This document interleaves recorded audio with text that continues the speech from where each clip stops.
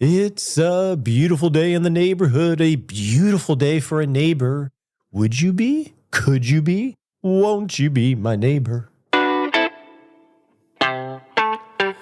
Don't touch that dial. This is not a children's show. This is the Retirement Answer Man show, and we're dedicated to helping you not just survive retirement, but have the confidence because you're leaning in and doing the work to rock retirement. Nicole has forbidden me from singing on the show, but how can you not sing Fred Rogers? Now, today in our Bring It On segment, Mark Ross is going to hang out, and we're going to talk about how do you build your social network or make friends later in life. It's not as easy as it used to be, right? We're sort of set in our ways, and we have a smaller world sometimes. We're going to talk about that. In addition to that, we're going to answer some of your financial questions on how to rock retirement, starting with Ronnie's question on transferring assets away from an advisor that he is leaving. He has a few questions on the logistics of that and some things he should think about. We'll answer that in addition to some of your other financial questions.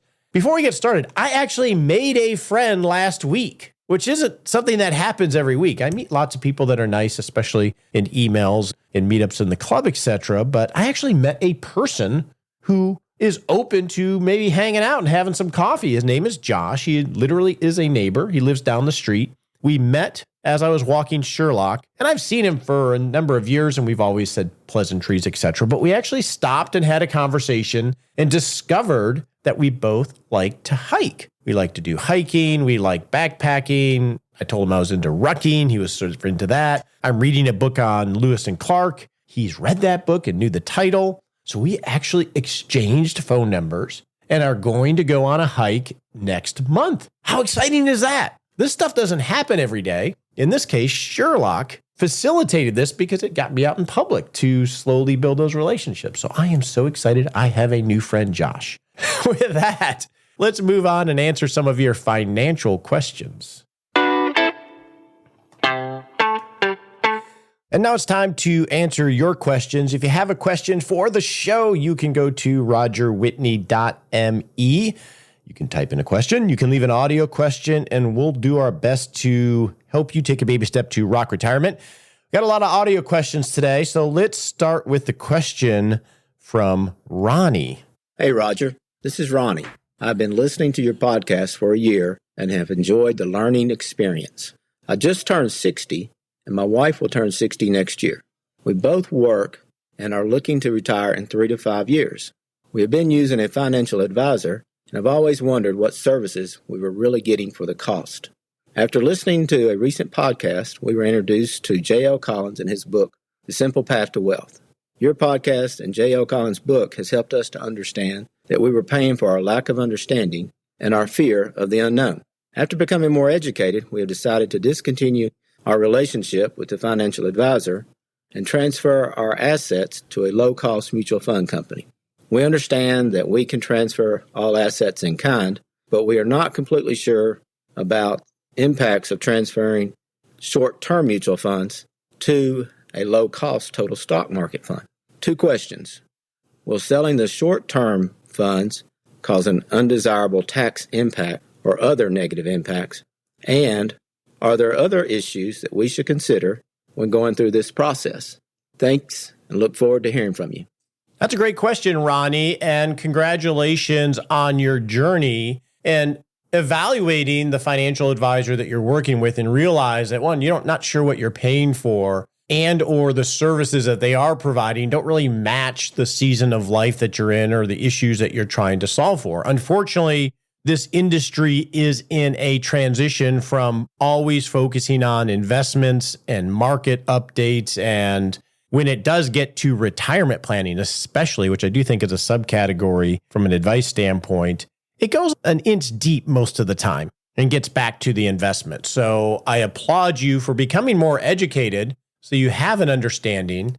And it sounds like you feel like you have a lot more agency, so you're not as worried about the unknown, or at least that you can manage through that. So I affirm that. Oftentimes, even in my practice, we just had recently where a client and I disengaged from each other, and we had worked together for 4 years after the death of her husband, who I knew. And over those 4 years, her sons were always in on the meetings, and we had walked the journey of closing out her spouse's estate and then her finding her sea legs as a financial manager along with her sons, and the sons were always in the meeting. And we had a very adult conversation. It didn't seem like there was enough work for me to do relative to the fees that they were paying, given the framework that we have developed or had developed, as well as the support she had with her sons who were very savvy and very sharp. I know, because I've walked life with them.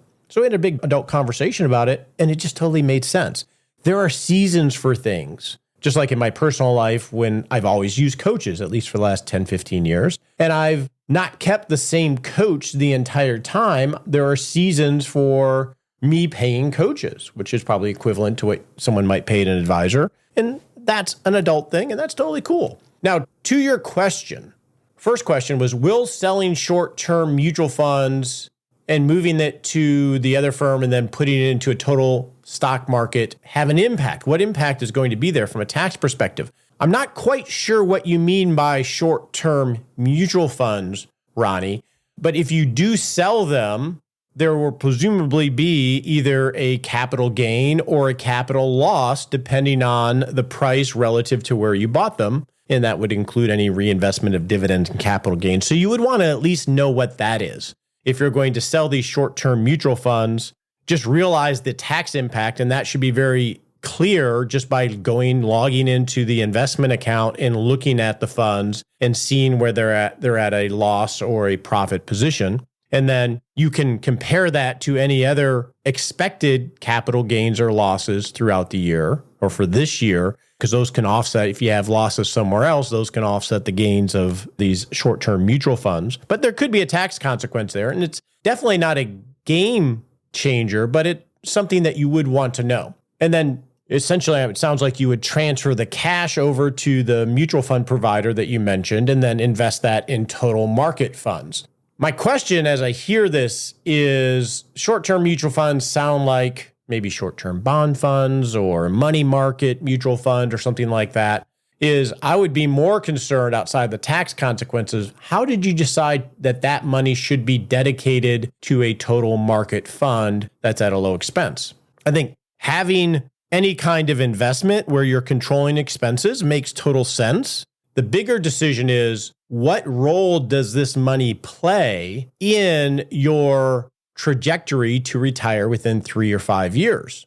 Simply lowering costs is a good step in helping your financial trajectory, but now is the time, especially if you're going to sell these short-term funds, to really step back, slow down a little bit, and build a retirement plan of record to determine how to allocate not just the proceeds from the sale of these short-term funds, but also to how to allocate all of your assets, as well as the cash flow that you have between now and retirement in terms of savings, and really have a tight retirement plan of record that is feasible and that you're working on building resiliency in, so you can glide into retirement with a lot more confidence.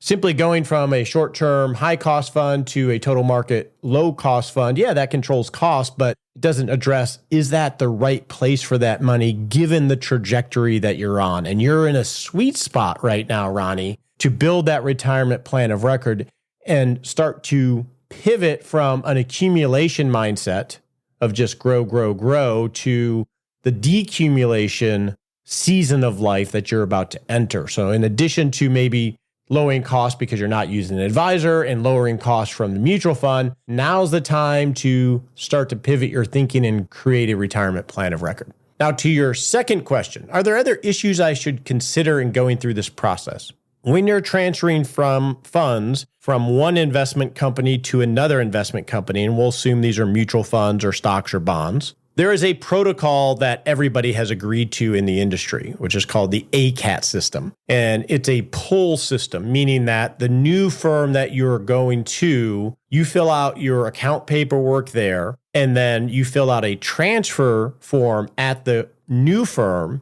Usually you have to give them the account statement, and then they will submit the transfer paperwork to pull the assets, all of the individual positions that you have in funds and stocks and bonds and whatever, plus whatever cash, pull it to the new account. Both firms will do this behind the scenes, and they have a protocol on the timeline that they have to do it. the pinging back and forth. So it'll all happen electronically, and it will pull all the positions. It will also pull all the cost basis, not just the initial time to say you bought the mutual fund, but any subsequent purchases, whether they were reinvestments of dividends and capital gains, etc. So that's the process. And in that process, you might have a random dividend or some other thing that might hit the old firm. There is also a process within this protocol that once all the assets are transferred, if there's any residual balances at the old investment account, there's usually a 60 or 90-day process where the new firm will ping just to pull over that residual part. So that should work pretty smoothly. Where you can have a hiccup or two is that there may be some individual positions within your current account or accounts that might not transfer over. 90+% of all assets, especially, 100% of all stocks and bonds typically will just move over. But there could be some proprietary funds in the old account, especially, usually these will be used by advisors more than individuals, that the advisor might have put you in, or you might have agreed to go in, that don't transfer over. If that's the case, what will happen in this transfer process is those positions will just stay there, and then you'll either have to keep them there or sell them or move them to some place that will accept them. So that can be one of the wrinkles in this process. In theory, you should never have to talk to your advisor again. You could just literally just transfer the assets and he'll find out or she will find out when the ACAT forms hit. That is done. It's happened to me. It's happened to others. I would suggest not to do that unless you have a toxic relationship with an advisor. I think it's worth a conversation just to let them know what's happening, because they could actually be your ally in this if they're adults. Now, that's a big qualification. If they're adults, some people have a very scarcity mindset and they may battle for your account. They may whine. You don't have to put up with that. But if they're adults, they may actually be an ally in this process. Now, what are some other things that you can consider? One is make sure that things will transfer. I would suggest while you have these old accounts or access to the online portal and however you access the accounts online, that I would download this year's statements and last year's year-end statement and just put those as electronic files in your computer, because they may be, once you close these accounts out, you're not going to have access to that portal, which means you'll have to call the investment firm and have somebody administratively maybe get you some of these documents. So you might as well get them now just in case you need them. I would make sure all your address and phone numbers are up to date, because at the end of the year when they're doing their tax forms like 1099s, et cetera, you want to make sure that those go to the right place so you don't have to call and deal with a person. And if you have done planning with the advisor, I would ask them for a copy of any of the most recent planning documents, whether it's an actual retirement plan, a full-blown plan, or perhaps an allocation plan that they put together. I would ask them for the most up-to-date framework from a planning perspective, so you have that and you can at least understand why things were built the way they were. As you develop your process, your retirement plan of record, you can at least understand why things are the way they are, so you can start to pivot to create your own plan. A mature advisor will do this. I consider myself a mature advisor most of the time, but the example I was referring to previously, once we agreed that, yes, we are no longer going to do business together and walk life together, we set targets to update all of our planning documents and make sure that we help shepherd the transition from accounts. In this case, they were at Schwab, so we're just taking ourselves off of Schwab. We updated the allocation study, we updated the cash flow plan, and gave that to them and let them know that, hey, if you have any random questions, just give us a call. We'll help you just as if you were a client. That is, I think, a mature way of doing this, but you'll have to gauge who you're engaged with. So I wish you the best of luck, Ronnie, and hopefully that answers your question. Our next question comes from Sherry related to the catch-up contributions in a 401k and some of the changes and rules related to what tax category those 401k contributions can go into. Hi, Roger. This is Sherry in Southwest Missouri. I have been listening for a few years and love the added Bring It On segment to help me balance financial and non-financial. Today, I have an educational Roth question. My employer added a Roth option to our safe harbor plan, and I believe I must contribute my catch-up contribution next year to Roth due to the Secure 2.0 Act and my income above $145,000. Is this true? And would this be based off of modified adjust gross or just gross? Second, can you explain how a commingled account works with pre-tax and post-tax money regarding interest? What happens when rolling over money after I retire? Thanks for everything you do, Roger. Well, great question, Sherry. So let's take this in pieces. First, let's talk about the 401k catch-up provision. So for those of you that are catching up, what this is a provision that if you are 50 and over and you participate in a 401k, you're allowed to put more into a 401k plan in order to, catch up your savings. So for 2023, the contribution for an elective 401k or 403b is $22,500. But if you're over age 50, you can do an extra $7,500. So that's this catch-up provision that Sherry's referring to. The Secure 2.0 Act that the government passed had a provision that said if you make over a certain amount of money, in this case $145,000, that catch-up contribution that you make has to go into a Roth bucket. So rather than be pre-tax, it would be taxable in the year that you made the contribution and would go into the Roth category of 401ks. And there's been a lot of confusion about this rule of when it's going to take effect. Well, luckily, recently, Notice 2023-62 clarified these rules related to the catch-up provision and whether it has to go into a Roth category or not, and when that had to take effect. So, Sherry, we have a delay in the implementation of this provision of the Secure 2.0 Act until 2026. So that means when you make a catch-up contribution, it will go into the pre-tax bucket as it always has.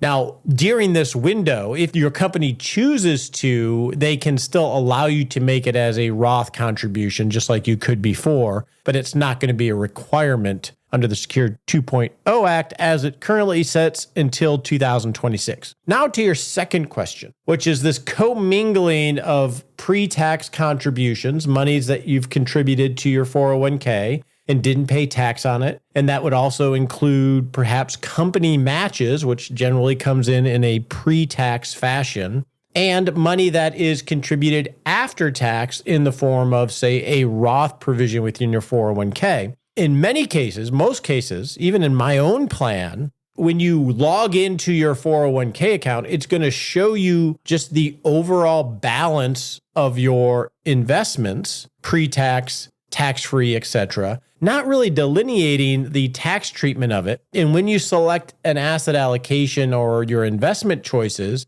almost all of the time you're choosing one investment allocation for all of the funds, regardless of what tax bucket you're in.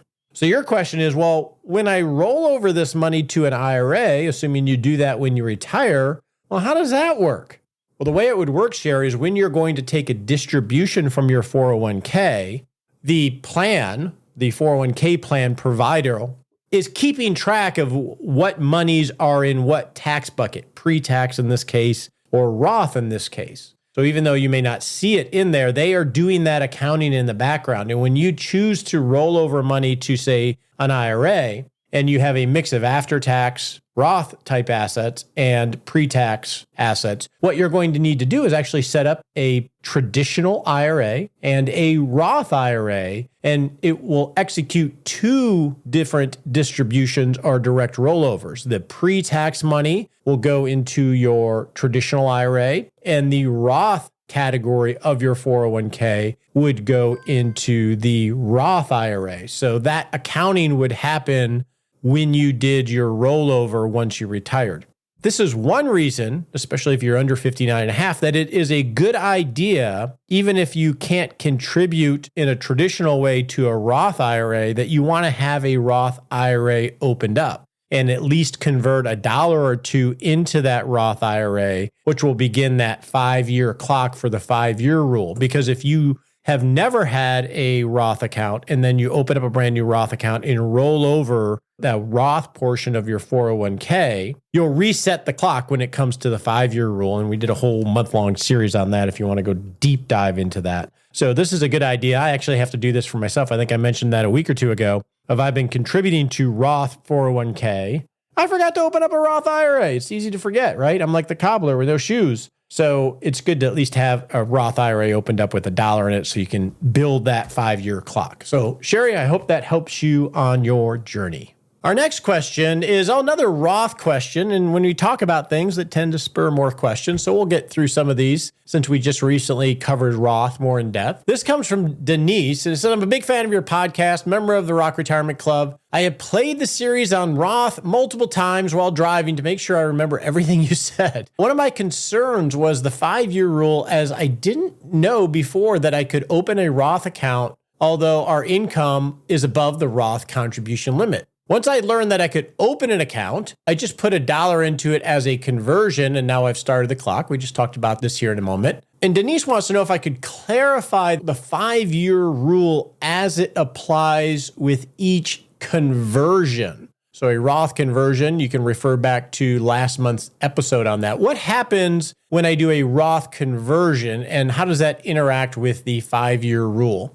So you're right, Denise, and your deeper question is each Roth conversion has its own 5-year rule that you'll track, assuming that you're going to be taking money out in some way, unless you've hit the golden rule, which is a qualified withdrawal. And to hit the golden rule, you have to have at least $1 in a Roth IRA for over 5 years and be over 59 and a half. If you've hit both of these rules, when you're looking at taking money out, you don't have to worry about the individual 5-year rules for Roth conversions. In going through the series last month, as well as creating a massive mind map around the 5-year rules that we use internally, we were going to build a resource out of this, Denise. And at the end of the day, we realized that rarely will anybody ever have to encounter this unless they're considering doing strategic Roth withdrawals early in retirement and have done conversions. So unless that fits you, which is a very, very, very small percentage of people, you don't have to worry about most of this stuff. Focus on at least having $1 in a Roth IRA. And if your withdrawals are going to be over 59 and a half and you've had it in the $1 in there for at least 5 years, you don't have to worry about any of this stuff. If you are doing multiple withdrawals and you're going to take out money either before the individual 5-year rule or before 59 and a half, then you can start to dive deeper into this stuff. But that's going to be a very small set of people. So Denise, as long as you hit that golden rule, then you shouldn't have to worry about it. Our next question comes from, who's this come from? Jeff, related to downsizing a primary residence and the capital gains tax that could be applied to the primary residence. Jeff says, my wife and I bought our house in 1998. We plan to retire in 3 to 4 years. I'm 59. My wife is 57. When we retire, we are going to downsize to a single living, a ranch style house. We bought the house for $230,000. Now our neighborhood homes are selling for $750,000. And we have more than a $500,000 gain or value in the house. And we will be required to pay capital gains tax on the amount over that $500,000 limit. If so, what are the strategies to reduce or eliminate that capital gains tax? That's a good question, Jeff. So let's think through this. First off, in your situation, let's put this in perspective. You're only going to have a taxable gain of $20,000 that's subject to long-term capital gains rates, which could be at 20%. But depending on your income, when you decide to do this downsizing, it could be taxed as low as 0 because the capital gains tax rate is tied to your taxable income. So it's potentially you could have 0 capital gains tax depending on what your income looks like in the year that you do this. Another thing that you want to make sure that you take into account, and it can be very easy, Jeff, when you've owned a house as long as you have, to not do this, but you can add improvements, expenses for improvements to the cost basis of your home. So as an example, for us, we have a house, and when we moved in initially, we put in a pool. The pool cost us $60,000, probably less than that, $50,000. Well, that $50,000 expense is added to my cost basis when it comes to calculating the capital gains tax. In addition, if you replace windows or you do some other things, and I don't know the exact rules off the top of my head, but a lot of those capital improvements can be added to the cost basis of the house, which could potentially bring you down below that ceiling of $500,000 as a tax-free event. Now, you could potentially do installment sales and do some things like that, but that can maybe overcomplicate it and add a little bit of risk to it.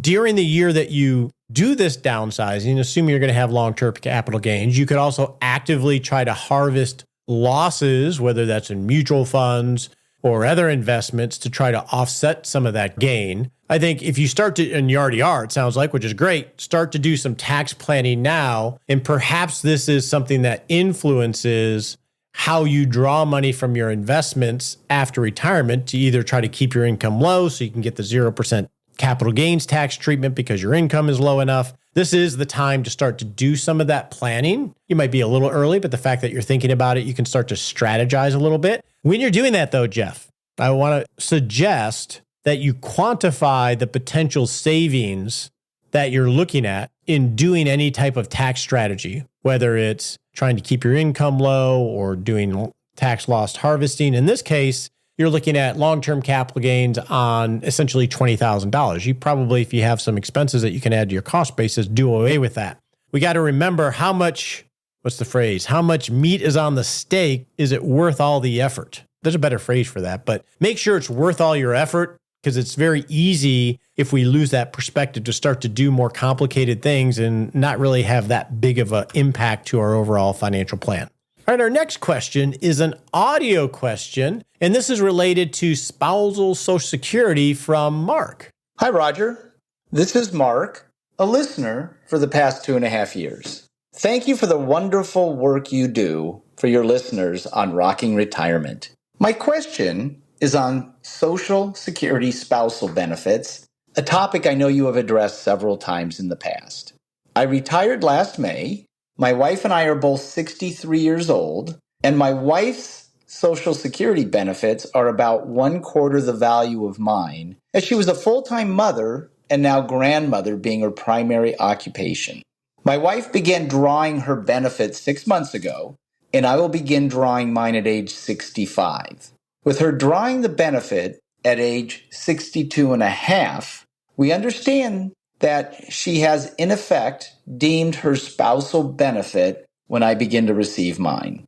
Our question is whether her spousal benefit will be calculated at the age of 62 and a half, or about 34% of my full retirement age benefit, or whether it will be upon her age of 65 when she begins receiving the spousal benefit, or about 42% of my full retirement age benefit. In speaking with the IRS, the agent said her spousal benefit will be calculated at age 65, and that claiming her personal benefit earlier will not impact the amount of her spousal benefit. I recognize an agent opinion is not binding, and the IRS documents we have received are not easily understandable. We are hoping your understanding of this can help us settle the question. Thank you very much. Great question, Mark, and very well articulated, I want to let you know. So let's talk about Social Security spousal benefits. When one spouse has a higher record than the others, and I want to actually go through your situation specifically. So when your spouse claims her benefit at 62 and a half, that's going to be the reduced benefit that she would receive based on her record. And that number will actually never change. It is locked in there. You'll just have the inflation adjustment as it always would. When you file for your Social Security at age 65, you said, then what will happen is she'll file as well, and she will receive her benefit plus the spousal benefit that is calculated at the time you file, since you're the higher earner at this point, or the higher benefit at this point. So she'll receive actually two benefits, but you don't really see it that way. She'll receive her reduced benefit, and then she'll receive the spousal benefit portion on top of that, calculated based on when you file. In this case, it's going to be at 65. So the spousal benefit will be reduced, as well as her benefit will be reduced. And together, that's going to be her benefit in addition to the one that you get. So her spousal benefit will be calculated when you file, not when she files. And together, they're not going to equal 50% of yours because of the way that the filing, because she claimed hers earlier. And then ultimately, assuming that you pass away first, she will step into whatever's the highest benefit, and that would be your benefit. So hopefully that made sense. But the short answer is her spousal benefit's calculated when you file, not when she files. So that's it for questions today. If you have a question that you want us to answer, you can go to askroger.me and we'll do our best to help you take a baby step in your journey to rock retirement. But for now, let's move to our Bring It On segment and talk with Mark about how to build that social network and make friends in retirement. Now it's time to turn our attention to the non-financial domain of our journey to rocking retirement, specific relationships.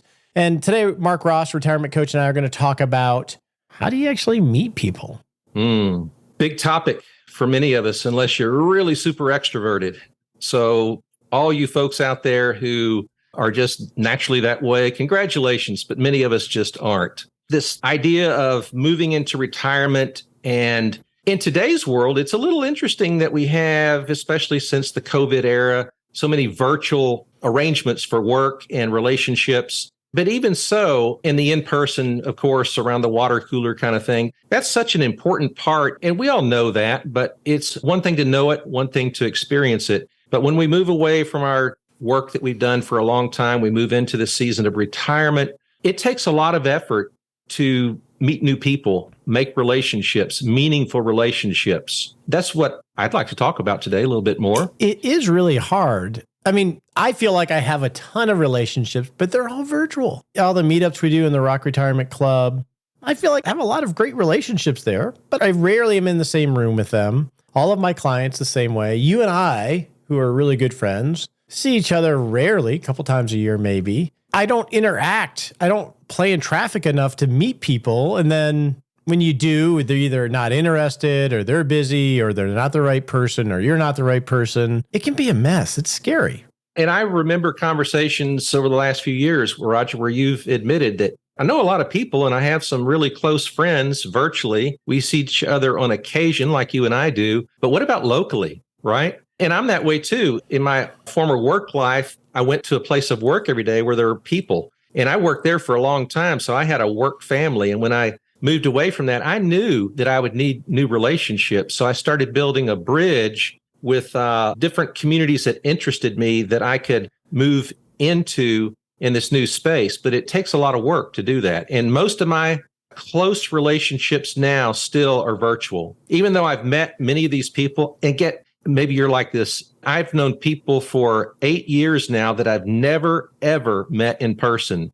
Isn't that something? I mean, one day I want to, but so I'm focusing some on what do I do about local relationships? So I have a church. I know people there. I've known them for a long time, but there's some other things that I'm doing to experiment with meeting new people because I'm really into that. So what do you do? I mean, if you're gregarious, some people just have a knack for it, right? They come in and they're just able to have conversation. How do you approach that in a way that's comfortable for you?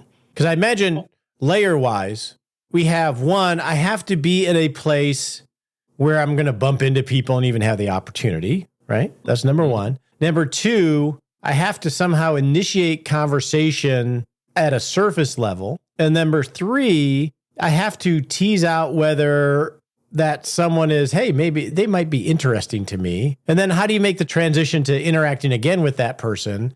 And how do you extract yourself when you realize they're not the right person to interact? It's just a mess. We have a friend in common that, and I won't name names, but he says there are certain relationships where I can take it for 3 days. I could be with that person. It'd be awesome. And then I have some that I could be with for 3 hours. And there's some, if I make it 3 minutes, that's doing good. So you're right, because sometimes it's just not the right fit.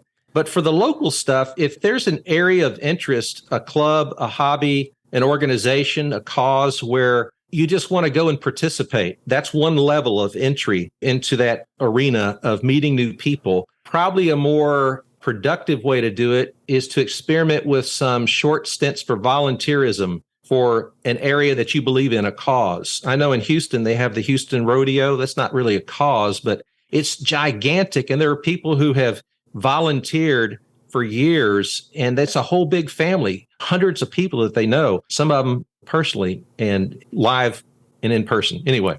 And then there's some where I haven't experimented with this yet, but I know that I mentioned before I'm into skateboarding, and part of me says, go online, see if there's any local skateboard clubs for longboards, not shortboards, but longboards, because the shortboards get kind of radical. And then I'm afraid if I do that, see, here's the fear. I'm afraid if I do that, I might find one. And then I know this great place where I ride. But if I tell them about it, everybody will start showing up there and they may kick us out. It's a local baseball stadium. And it's the perfect place. I go, I don't know.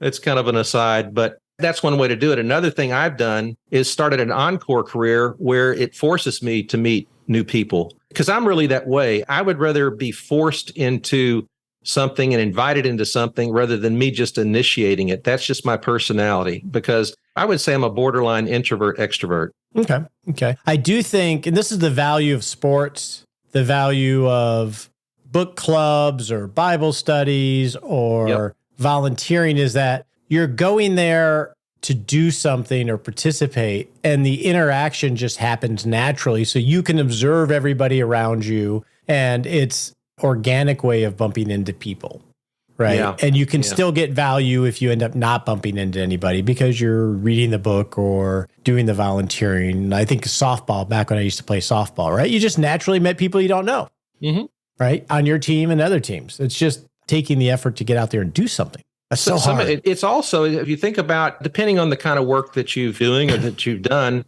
it's like, how did you make connections then? How did you network then? How did you meet new people then? You had to go to breakfast, conferences, places where people met for a common purpose. And this is really not a whole lot different than that, except it's your choice now. Yeah, I think extended education at universities, just taking a course. Big time. Everything, you're going to have a common interest that binds you in some way to everybody else there. I remember hitting kind of a flat spot where I was a little bit bored with what I was doing. And my boss at that time invited me to participate in a executive MBA program with him locally. And I thought, oh, that sounds like a lot of work, but it was one of the best things I ever did, because it exposed me to a whole new world of people that I never would have met. To this day, that was 10, 12 years ago. And I still remember some of those folks, and I still stay in touch with a couple of them because it was a common area of interest that we met. It was a hybrid of meeting online, but then we'd meet in person too on Saturdays. And I go, wow, again, it's a structured way of meeting people. So the question is, what's the one thing you're going to do today to try to play in traffic, as they say, so you can start to build community? Yeah.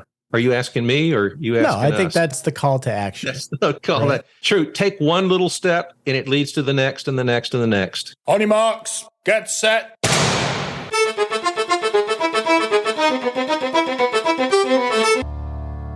And we're off to take a baby step we can take in the next 7 days to not just rock retirement, but rock life.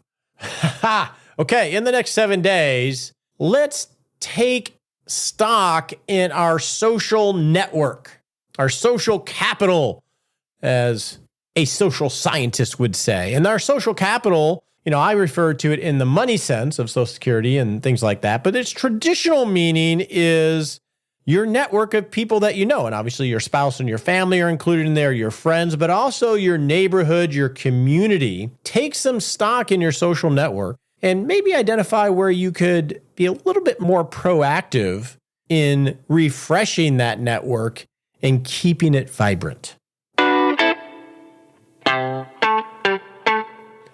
As always, it's great to hang out with you every week on the show. This show is dedicated to focusing on your journey and helping you take baby steps. And we want to try to do that as honestly and with as much humility as we can, focused on you taking action. We don't talk about products for money. We don't act like we know it all. We're working on this. I use this in my practice to sharpen my saw in what I do and working with clients and teaching in the club.